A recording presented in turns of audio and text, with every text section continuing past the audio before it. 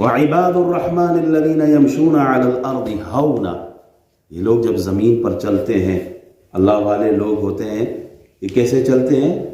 تواضع کے ساتھ، نرمی کے ساتھ، وقار کے ساتھ. ان کی چال میں تکبر نہیں ہوتا، ان کے چال میں کسی دوسرے کو حقیر نہیں سمجھتے. یہ لوگ ہر ایک کی عزت احترام، ہر ایک کو عزت اور احترام کی نظر سے دیکھتے.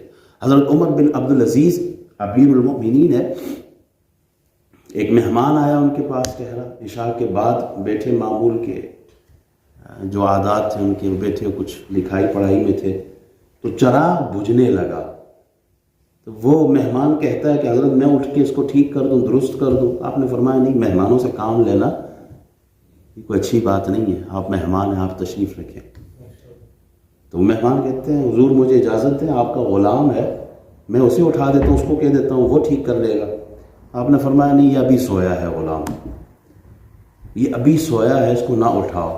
تو آپ خود اٹھے اور جا کے وہ چراغ درست کیا، تیل شیل ڈالا اور اپنی جگہ رکھا، واپس آ کے بیٹھ گئے.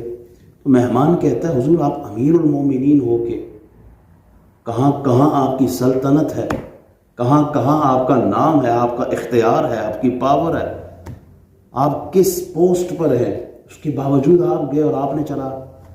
تو آپ نے فرمایا کہ جب میں چلا تھا تب بھی عمر بن عبدالعزیز تھا، جب چراغ درست کر کے پلٹا ہوں تب بھی عمر بن عبدالعزیز ہوں.